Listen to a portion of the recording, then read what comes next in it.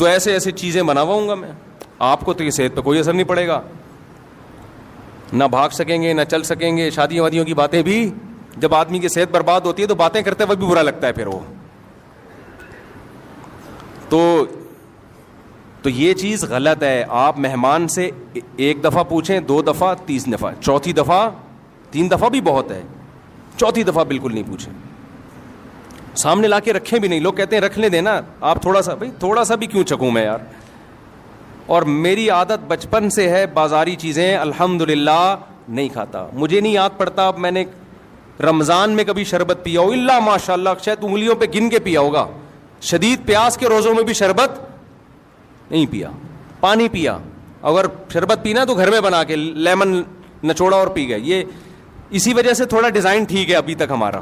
میں نہیں کہہ رہا میری صحت کوئی قابل رشک ہے, لیکن زیادہ آڑا ترشا نہیں ہوں الحمدللہ.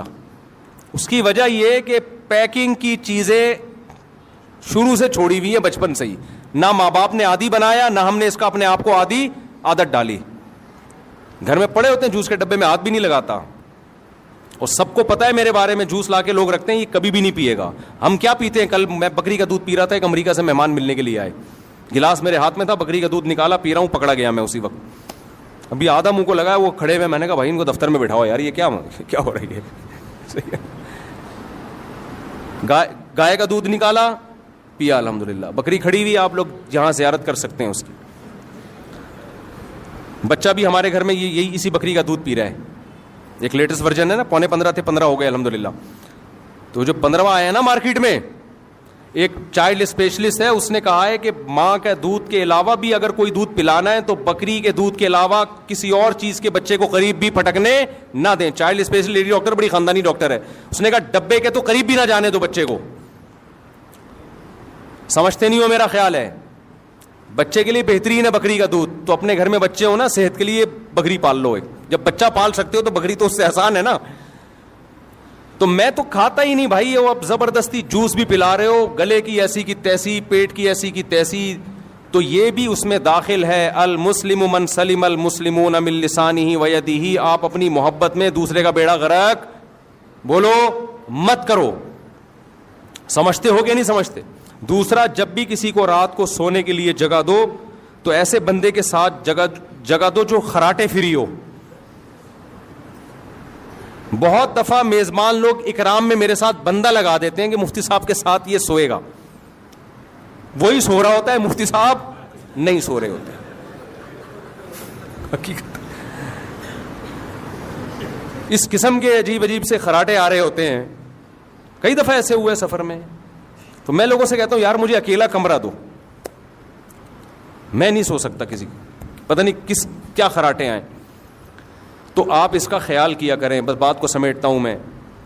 جب گاڑی آپ پارک کرو تو 100 دفعہ خود سوچو یہ کہ کوئی یہاں سے گزر سکتا ہے. دیکھو مشہور حدیث ہے, رسول اللہ صلی اللہ علیہ وسلم نے ارشاد فرمایا کہ ایمان کا سب سے آخری درجہ یہ ہے کہ راستے میں کوئی تکلیف دہ چیز اس کو ہٹا دیا جائے.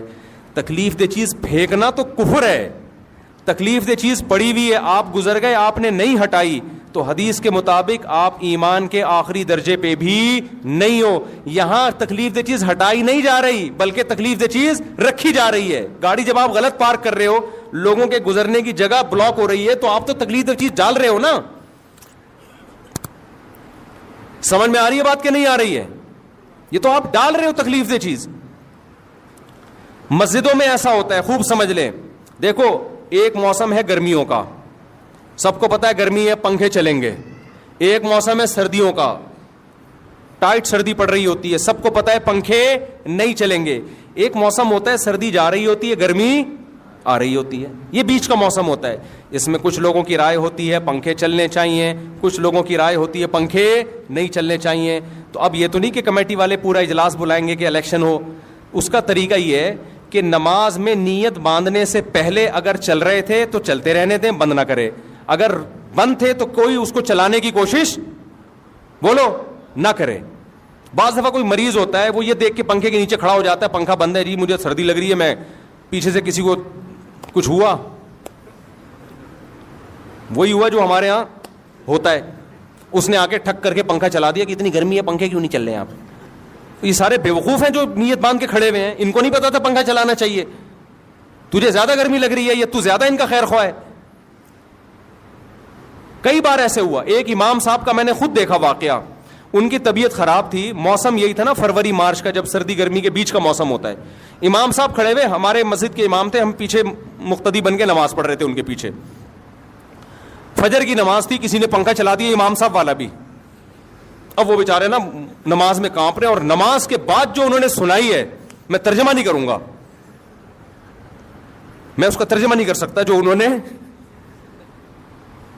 تو انہوں نے کیا کیا, انہوں نے کہا یہ سارے جو ہے نا بورڈ ان پہ لاک لگا دیا انہوں نے, حالانکہ یہ بھی زیادہ ہو گیا نا, چابیاں سے کھولو پھر بٹن آن کرو, اتنا غصہ آیا ان. تو یہ امام تو تھا تو اس نے تو سنا دی, لیکن جب یہ مقتدی کے ساتھ ظلم ہوتا ہے وہ بیچارہ تو سنا بھی نہیں سکتا. تو یہ تمام چیزیں بھائی آپ خود تھوڑی سی تکلیف اٹھا لو, دوسرے کی راحت کا خیال کرو. پنکھے اگر نماز سے پہلے نہیں چل رہے تو اب نماز میں نہیں چلیں گے, جتنے چلانے تھے چلا دیے. اور اگر نماز سے پہلے چل رہے ہیں تو کوئی پنکھا بند کرنے کی کوشش نہ کرو. آپ کو سردی لگ رہی ہے, آپ کونے میں کھڑے ہو جاؤ, آپ بہت پیچھے کھڑے ہو جاؤ جا کے. تو یہ تمام وہ چیزیں ہیں جن کا ہم لوگ خیال نہیں کرتے. اسی طرح وضو کرتے ہوئے جو چیزیں پھینکی جاتی ہیں وضو خانے میں, پھینکنے پر پابندی نہیں ہے, بہاؤ لازمی اس کو. دوسرا جب آ کے بیٹھے گا وہ آپ کے تبرکات دیکھنے کی اس میں ہو سکتا ہے صلاحیت نہ ہو. بہت سے تبرکات ایسے ہوتے ہیں, کچھ لوگ عادی ہوتے ہیں, بہت سے لوگوں کو گھن آتی ہے, وہ نہیں دیکھ سکتے ایک دوسرے کے تبرکات.